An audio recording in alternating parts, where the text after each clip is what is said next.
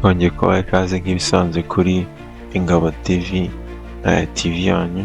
Hanyuma uyu munsi tugiye kuvuga ku nkuru ya filime nari nabasezeranyije. Inkuru yacu ikaba ari iy'umusore ukundanye na mwarimu we. Inkuru y'urukundo idasanzwe itangirana n'amarangamutima y'umukobwa witwa Ange, umwarimu mwiza w'icyitegererezo ikigo kimwe yigenga. Ange yari afite ubuzima busanzwe bwuzuyemo kwiyitaho no gukunda umurimo, ariko hari ibanga rikomeye yari atunze. Yari asanzwe akunda kwigisha neza kandi agakunda abanyeshuri, gusa hari ikintu gitangaje cy'ibanga gikomeye yari ahishe. Yari asanzwe akundana rwihishwa n'umusore yigishaga witwaga Kevin. Kevin yari umuhungu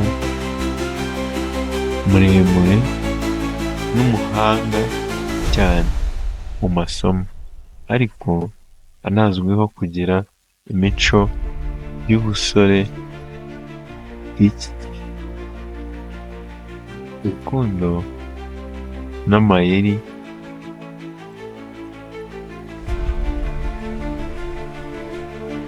Byose byari imbere. Umubano wabo watangiye buhoro buhoro nk'umwarimu n'umunyeshuri, ariko ntawabibonaga ko ibyo bintu bizagera kure.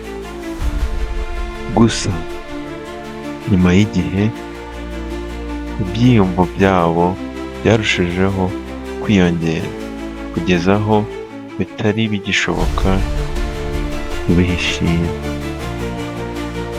Ariko se byagenze bite ngo bibe inkuru iteye ubwoba? Umunsi umwe nyuma yo kurangiza amasomo, Ange yatumiye Kevin ngo baganire ku mishinga y'ejo hazaza. Ikiganiro cyarangiye mu buryo butunguranye, bagaragaza urukundo rwabo rwimbitse, ariko nta n'umwe muri bo wahaye agaciro ingaruka zabyo. Nyuma y'ukwezi kumwe gusa, Ange yatangiye kumva atisanzuye mu kazi ke. Anahura n'amagambo y'abanyeshuri bagenzi ba Kevin bavugaga ko bazi ibanga ry'umwarimu wabo. Ibyo byatumye umuyobozi w'ishuri atangira kumugenda runono no gukurikirana iby'ibyo kesi hafi. Ikibazo cyarushijeho gukomera igihe byaje kumenyekana ko bakundana. Ababyeyi ba Kevin n'abanyeshuri batangiye kwinubira isura mbi y'ikigo yari itangiye kugaragazwa n'umwarimukazi witwaga Ange. Hanyuma Ange atangira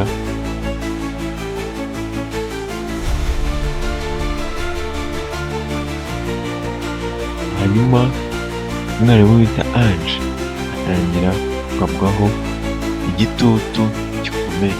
Kevin nawe yatangiye guhinduka, bigaragara ko yari afite ubwoba bwo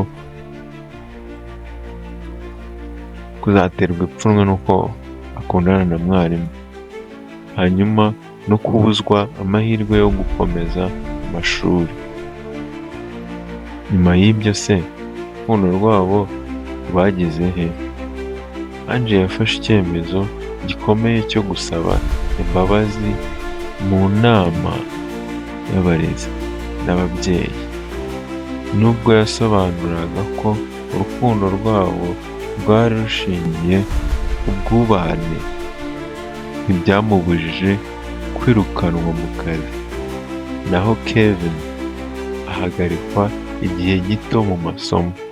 Uyu munsi Ange nubwo yababaye, yizeye isomo rikomeye ku ngaruka z'urukundo rwihishe n'ubusumbane bw'amategeko n'imyitwarire itari myiza.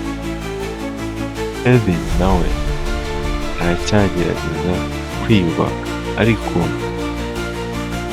amagara y'ubuzima bwe yari amaze kugira isura nshya itoroshye. Nuko hashiyemo igihe kingana n'amezi 5, Ange afata icyemezo cy'uko yazajya gusura Kevin. Mu by'ukuri urukundo rwabo rwari rumaze gutumbagira ku buryo byagaragariraga buri wese, ariko ababyeyi ba Kevin ntabwo bigeze bamenya ikintu cyahagaritse Kevin kuba yaravuye ku ishuri. Ahubwo Kevin yagumyaga abeshya ababyeyi biwe yuko hari ibyo yazizwaga, yuko hari abandi bana bakoze amafuti, hanyuma akaba ariwe babeshyera.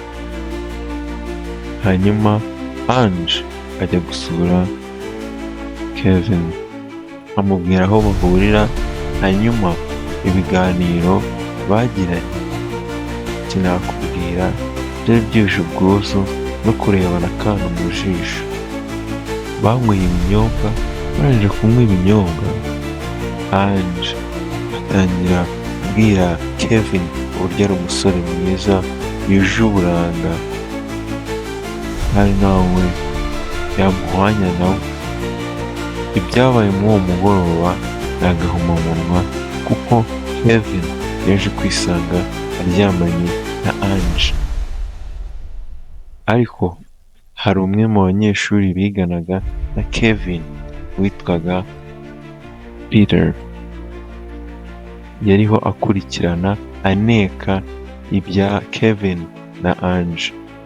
Umwarimukazi n'umunyeshuri arabafotora kuko yari afite ikinyamakuru cyakoreraga kuri YouTube, hanyuma batangira kubisakaza ahantu hose, bibagiraho ingaruka, batangira kwihishahisha.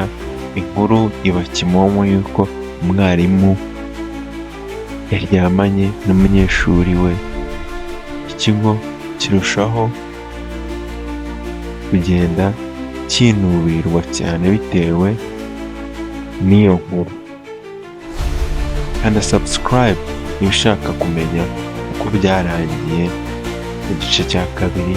Tuzahure babwira uko ino nkuru ya Kevin n'umwarimu we byagenze. See you guys, tuzongere duhure mu gice cya kabiri. Mwibuke gukora subscribe na share ku bantu bose, kugira ngo tujye tubagezaho izino film, kandi namwe mutwereke ko mubyishimiye. Watanga igitekerezo cyangwa se inyunganizi muri comment, cyangwa twandikira kuri WhatsApp zacu arizo 0789630702. ku nkuru zindi twazabagezaho. Ciao.